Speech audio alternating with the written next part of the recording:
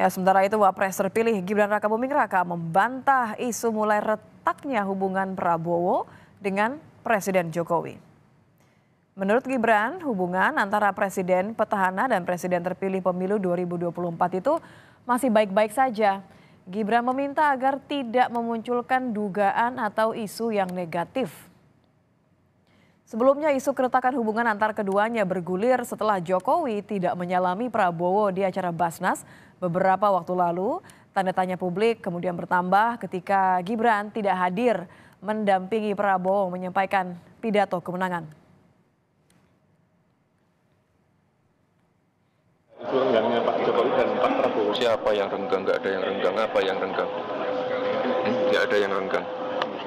Kita makin dekat kok. Tolong jangan memberitakan yang jelek-jelek gitu ya. Ya, lalu apa makna pertemuan Prabowo dengan Surya Paloh di tengah hangatnya isu keretakan hubungan Prabowo dengan Jokowi? Kita akan bahas bersama Yunarto Wijaya, Direktur Eksekutif Carta Politika. Selamat malam, Mas Toto. Selamat malam, Kompas TV.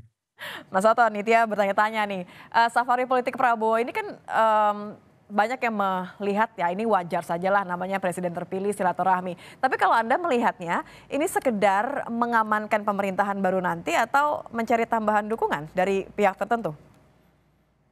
Iya, pertama kalau kita lihat statement-statement Pak Prabowo kan memang jelas ya, sepertinya akan coba dibangun sebuah koalisi besar karena bahasa yang sering digunakan adalah merangkul, bersatu, dan itu kan dalam bahasa yang lebih konkret adalah membangun koalisi yang sifatnya gemuk. Minimal akan di atas 50%. Dan yang memang menarik adalah kalau dihitung kekuatan partai-partai pendukung 02 untuk kekuatan parlemen di 2024-2029 itu memang masih kurang dari 50%. Dan ada tantangan di situ bukan hanya dalam konteks governability ke depan, stabilitas politik pemerintahan, tapi juga sekarang di depan mata ada isu mengenai angket. Jadi buat saya tidak mengagetkan kalau ada upaya dari presiden dan dari presiden dan wakil presiden terpilih untuk menggaet partai-partai di luar partai pendukung 02. Dan tidak mengagetkan juga kalau Partai Nasdem yang kemudian menjadi partai pertama yang sekarang disebutkan mungkin akan punya peluang bergabung dengan koalisi 02. Ya karena kemarin sebelumnya Bang Surya Paloh sudah menyatakan atau menyampaikan ucapan selamat mengakui adanya kemenangan dari Prabowo Gibran, dan kita tahu juga Nasdem ini kan dari awal terbentuknya itu sudah ikut dalam bagian kekuasaan. Bang Surya Paloh juga dulunya Golkar yang merupakan partai biasa ikut dalam kekuasaan. Jadi buat saya tidak mengagetkan kalau dalam waktu yang sangat cepat manuver ini bisa terjadi. Tapi yang menarik memang adalah ketika tadi disebutkan bahwa apakah bisa dikaitkan dengan retaknya hubungan antara Prabowo dengan Jokowi. Pak Jokowi. Saya sih belum bisa sampai pada kesimpulan seperti itu. Tetapi adalah sebuah hal alamiah bahwa akan terjadi proses transisi dari pusat kekuasaan yang tadinya ada di Pak Jokowi sebagai presiden yang masih berkuasa, ketika selesai masa pemilu, presiden terpilihlah yang akan menjadi magnet.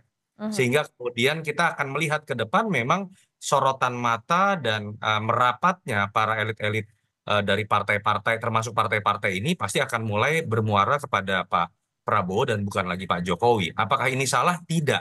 Malah ini seharusnya secara sistem presidensial yang terjadi. Presiden terpilihlah yang punya hak untuk kemudian membangun koalisi dan menjadi magnet secara dalam konteks membangun kekuasaan, bukan orang yang akan menjadi mantan presiden.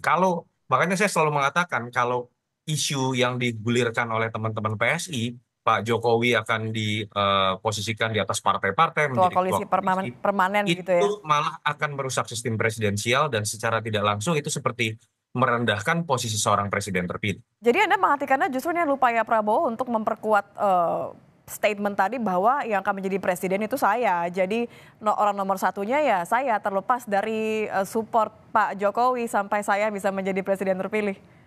Ya, kita bisa lihatnya dari dua kacamata ya, Nitya ya. Yang pertama adalah dalam konteks yang sifatnya positif. Bahwa di panggung belakang mungkin saja Pak Jokowi masih berperan.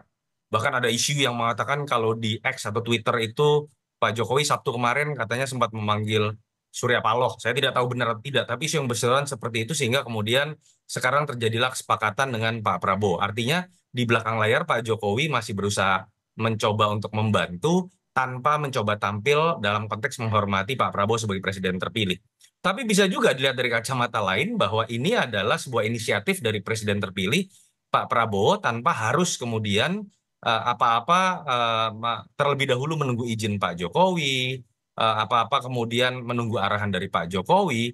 Dan kalau ditanya di antara dua pilihan tadi, menurut saya pilihan yang terbaik adalah memang ini harusnya disebabkan oleh inisiatif dari seorang Prabowo yang memang secara tata negara, walaupun belum dilantik ya, dialah yang punya otoritas untuk kemudian membangun koalisi, pendekatan dengan elit-elit, bukan lagi Pak Jokowi. Oke, dari kacamata mana kalau pilihannya dua tadi Mas Toto? Kalau kita melihat ada keinginan dari Prabowo untuk bertemu dengan Ketua Umum PDIP, Megawati Soekarno Putri, kita tahu PDIP hubungannya begitu tidak harmonis dengan Jokowi sampai saat ini. Ini kepentingannya lagi-lagi Prabowo sebagai presiden terpilih atau kebutuhannya Jokowi? Iya, kalau kita lihat kebutuhan sudah pasti buat seorang presiden terpilih ya. Walaupun Pak Jokowi menempatkan anaknya, tapi Mas Gibran ini kan dalam posisi cawapres. Membantu dan menjadi ban serep dari Pak Prabowo dalam bertugas. Tapi seorang presiden terpilih lah yang punya kepentingan untuk membangun koalisi dalam angka tertentu, membangun stabilitas pemerintahan. Tapi memang yang menarik adalah ketika berbicara mengenai PDI Perjuangan. Ruang gerak dan elastisitas dari seorang Prabowo itu lebih besar untuk kemudian bisa berkomunikasi, termasuk misalnya memberikan ruang buat PDI Perjuangan bergabung dengan koalisi pemerintahannya. Kenapa? Pak Prabowo tidak pernah punya masalah dalam konteks pertarungan Pilpres ini dengan PDI Perjuangan. Ya. Karena ketika kita berbicara mengenai pertanyaan-pertanyaan besar, apakah ada rasa sakit hati, apakah ada subjektivitas, itu hanya terjadi antara Pak Jokowi dengan keluarganya dan PDI Perjuangan, bukan dengan Pak Prabowo dan PDI Perjuangan begitu misalnya. Jadi saya pikir istilahnya gini lah, no hard feeling kalau Pak Prabowo, teman-teman PDI Perjuangan dengan Pak Prabowo. Jadi Ya, dalam persaingan biasa ya. betul, kalau betul ada sebuah upaya untuk membangun komunikasi dengan PDI Perjuangan, saya meyakini inisiatif pertama itu datang dari Pak Prabowo dan bukan dari Pak Jokowi. Oke, bagaimana kemudian membaca situasi pasca pengumuman hasil Pilpres ini? Apakah kemudian niat untuk membuat suatu koalisi yang besar ini pada akhirnya akan menyertakan Jokowi juga masih sebagai bagian dari koalisi pendukung Prabowo tadi? Ya, yang pertama adalah kita pertama kalinya melihat masa transisi yang sedemikian lama ya, 7 bulan. Artinya dinamisasi ini terjadi dalam jangka waktu yang cukup lama. Menurut saya kita akan melihat banyak sekali kejutan. Yang kedua, masuk ke pertanyaan Nitya tadi, saya tetap melihat bahwa ketika Prabowo sudah ada dalam psikologi presiden terpilih, saya meyakini hitung-hitungannya secara pribadilah dan kepentingannya sebagai presiden terpilih lah yang akan menjadi landasan utama. Bukan lagi sekedar berbicara mengenai kenyamanan seorang Jokowi yang nanti akan menjadi mantan presiden. Jadi magnetnya dan pusatnya menurut saya nanti akan ada di Pak Prabowo, bukannya dalam konteks kita membaca seberapa aktif Pak Prabowo akan berkeliling ya, tapi secara otomatis orang-orang yang punya kepentingan ingin bergabung itu juga akan merapat dengan sendirinya. Yang ketiga nih, yang paling penting adalah kita harus membedakan isu, bukan isu ya, bagaimana manuver terkait dengan upaya rekonsiliasi ini jangan dilihat hanya dari satu kacamata terkait dengan persatuan nasional. Itu baik dilakukan dalam konteks menjaga kondusivitas masyarakat yang tadi terbelah menjadi bersatu kembali. Betul, tapi kita harus lihat secara konkret ketika ada upaya membangun koalisi besar, efeknya itu adalah kepada bagaimana nanti kita akan melihat politik dagang sapi nih, bagi-bagi kursi menteri kepada partai-partai. Yang kita tahu dalam sejarahnya, menteri-menteri yang berasal dari kalangan teknokrat adalah menteri-menteri yang lebih berprestasi. Belum lagi ketika berbicara nanti sebanyak partai relawan akan digabungkan, ada pertanyaan nih, belum lagi nanti ada misalnya menteri makan siang gratis gitu ya, kan sempat ada muncul ide seperti itu. Apakah ini jangan-jangan nanti akan mengorbankan portfolio yang sudah diatur dalam undang-undang kementerian misalnya, hanya 34 menteri. Jangan-jangan nanti undang-undang kementerian harus diubah untuk kepentingan menampung kader-kader parpol yang kalau itu terjadi menurut saya itu akan berefek pada kerja yang sifatnya teknokratis. efek dan lebih negatif dari berkualitas merangkul buat semua kita. pihak ya. Baik, Ya. terima kasih Mas Toto sudah